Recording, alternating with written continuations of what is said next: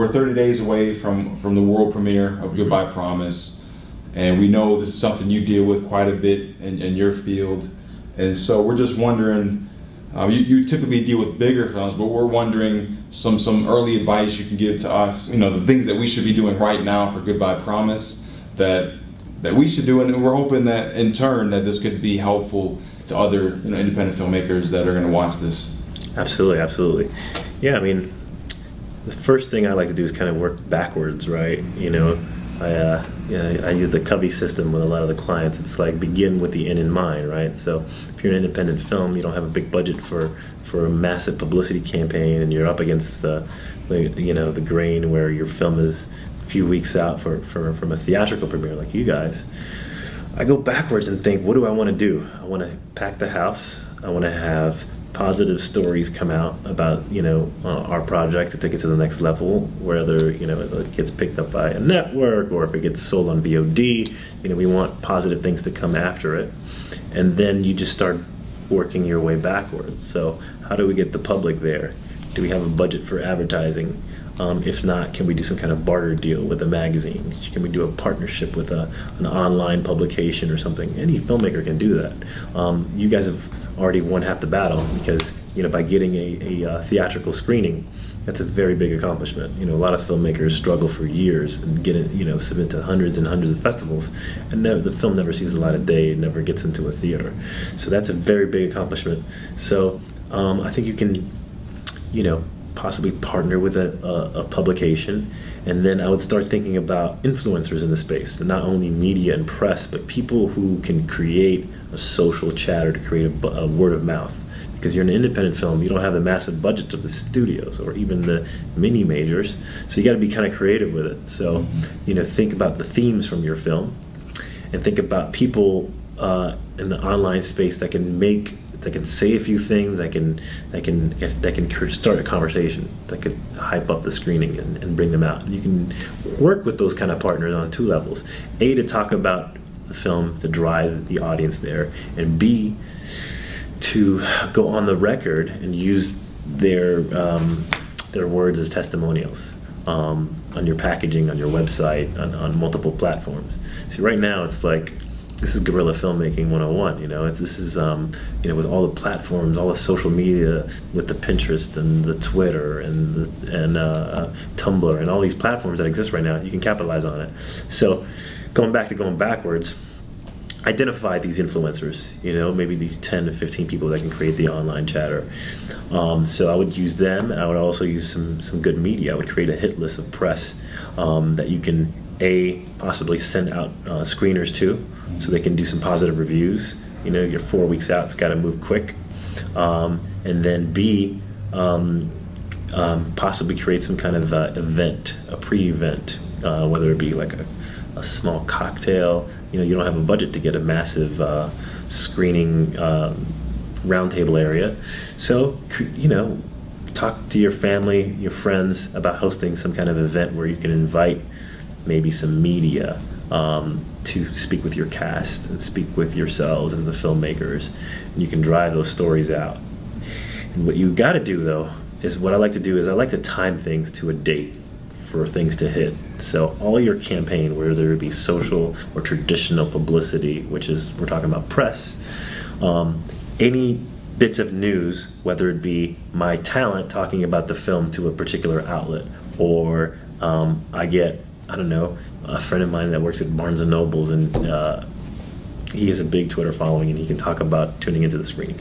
I would time everything to a specific date for everything to hit that date to drive traffic to your ticket sales.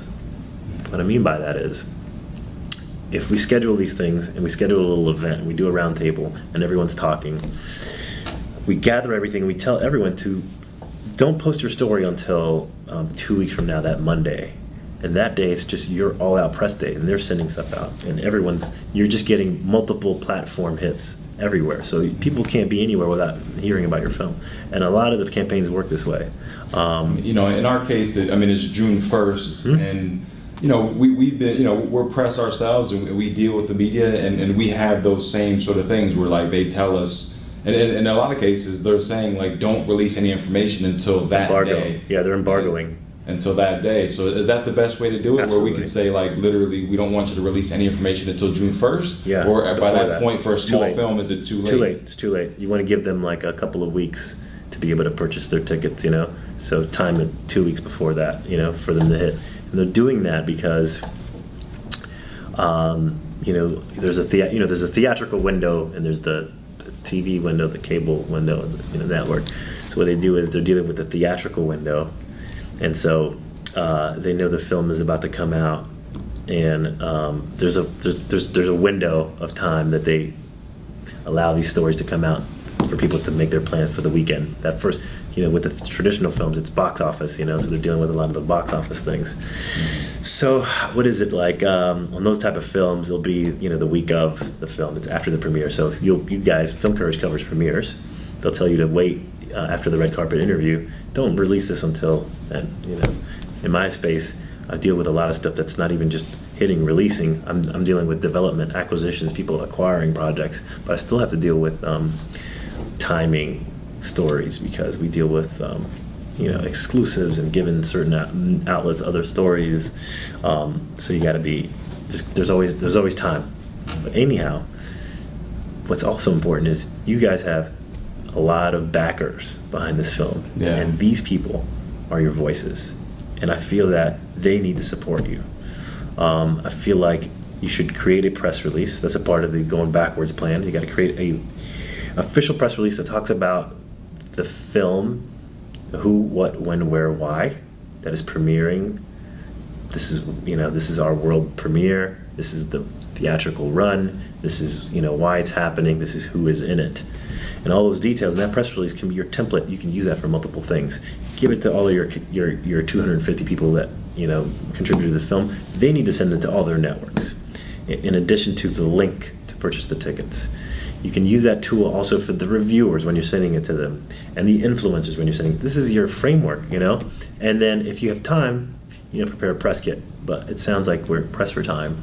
But, you know, on the next project, or keep in mind, the press kit's very good, because it's just like, if media comes, you can email it to them as a PDF, and it's just a point of reference. It's got every detail, the director's statement, the photos, high-res images, anything that they can use for their coverage, right?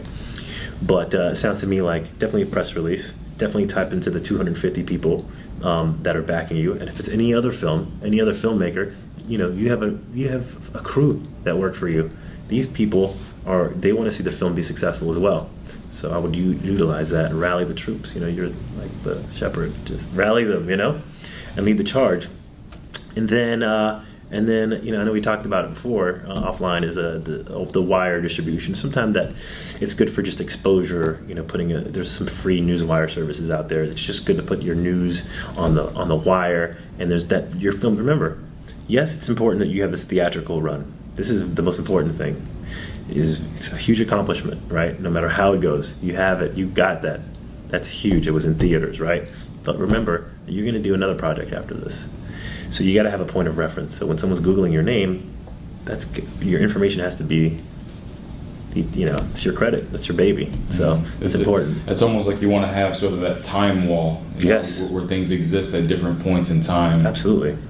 So is that why then submitting to a PR service would be good? Because even though maybe it won't get people to come out, it's still that point of reference. Absolutely. Absolutely. Remember, if a news outlet does the story, it's great. It's wonderful.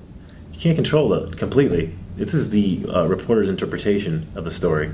No matter what happens, they're going to put their spin on it. If it's a review, they're going to put their spin on it. You want to have your voice no matter what somewhere. So you put that on the film's website, and you put it on the wire. It's always there. It stays on there forever.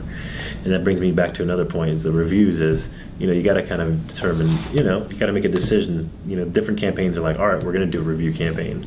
Maybe we don't want to do that. You know, if you see some of these films that are coming out, a lot of the horror slasher films, sometimes they don't make the films available for reviews. They just put them out, and then, you know, that's it. So you got to make the determination of if you want to do reviews and who you want to target. But again, with time, it's pressed. So I would, you know, that would probably be the first thing, is sending screeners out ASAP to the targets that you want, you know.